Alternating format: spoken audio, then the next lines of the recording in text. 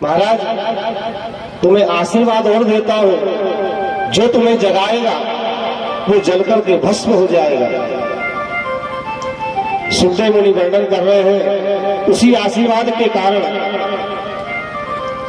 कालियवन जलकर भस्म हो गया। जब कालियवन बाहर नहीं आया, न भगवान बाहर आए,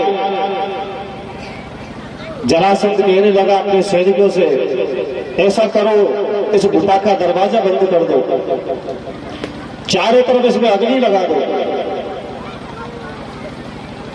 उसमें अंदर बैठा हुआ है पर जलकर के भस्म हो जाएगा। सुखदेव मुनि वर्णन कर रहे हैं राजन,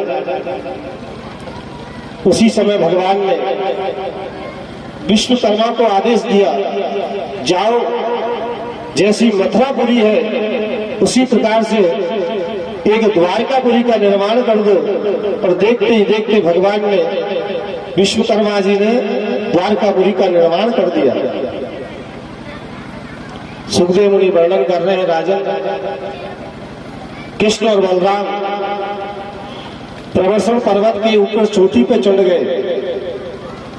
जैसे ही जरासंध ने अग्नि लगाई, वहां से एक छलांग मारी और सीधे द्वारकापुरी में आ गए। और द्वारकापुरी में आते ही भगवान द्वारकाधीश बन गए। तो द्वारकाधीश भगवान की जय। चारों तरफ आनंद छा रहा है। भगवान ने एक नई पुरी का निर्माण कर लिया, द्वारकापुरी। अब द्वारकापुरी बन गई है। मन में विचार आया कि अब तो विवाह करना चाहिए, विवाह होगा तो ही वंश आगे बढ़ेगा।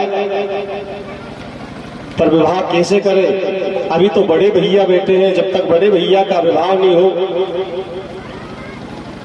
तब तक हम कैसे विवाह कर सकते हैं? सुखदेव मुनि वर्णन कर रहे हैं राजा, बलराम जी से कहा, भैया अब तो उम्र भी बहुत होती जा रही है, विवाह करने का विचार है नहीं?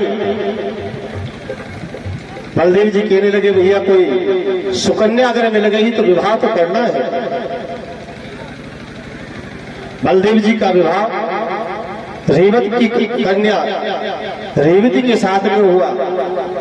आनंद के साथ में पानी के संस्कार हुआ।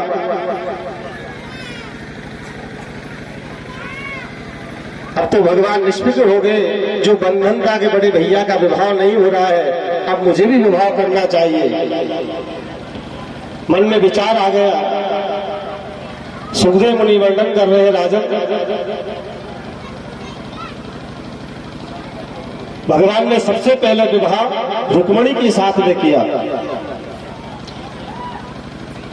राजा परीक्षित ने कहा, महाराज मुझे विस्तार पूर्वक सुनाइए कि भगवान ने पहला विवाह कैसे किया, क्यों किया? सुखदेव मुनि कहने लगे, राजन भगवान ने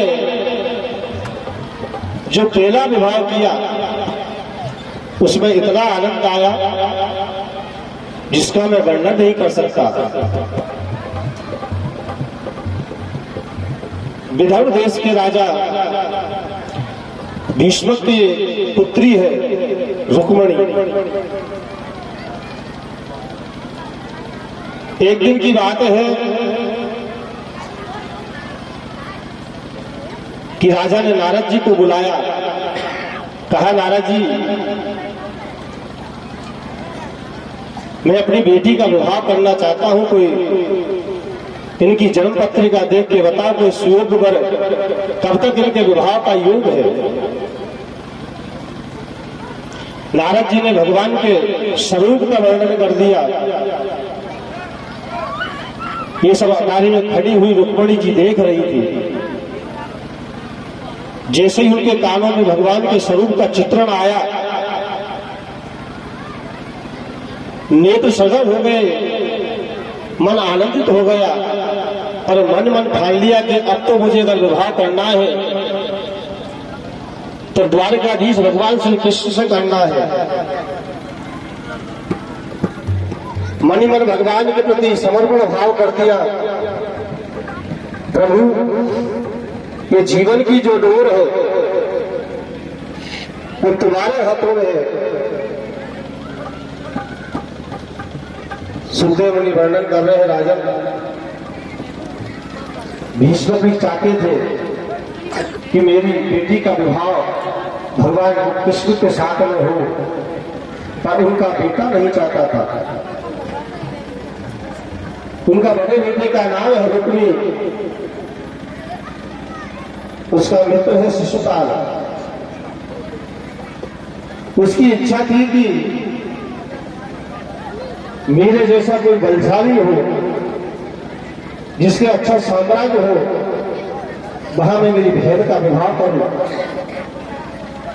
क्योंकि दुष्ट आदमी को दुष्ट आदमी अच्छा लगता है।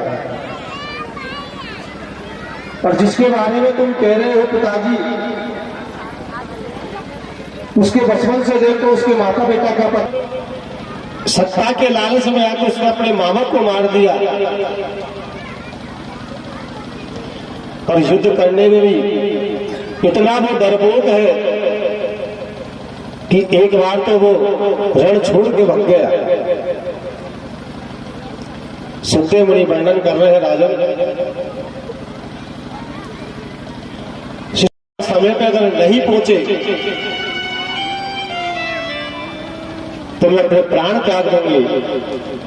उसी समय भगवान तैयार हुए, रथ को तैयार किया, ब्राह्मण देवताओं को अपने साथ में बैठाया और रुक्मणी जी के महल के पास में छोड़ दिया। कहा कह देना रुक्मणी जब ये गौरी पूजन करने के लिए जाएगी तब मैं उनका हरण करूंगा। ब्राह्मण देवता प्रसन्नता के साथ में रुक्मणी जी के पास में पहुंचा और सारा वृत्तांत सुना दिया। काहे देवी भगवान आपके राज्य में आ गए हैं, जब तुम गौरा पूजन करने के लिए जाओगी भगवान तुम्हारा हरण कर लेंगे। अब तो आनंदित हो गई, मन प्रसन्न हो गया। जो विवाह के लिए तैयार नहीं थी वो हाथों में मेहंदी लगा रही है, सुंदर सुंदर वस्त्र पहन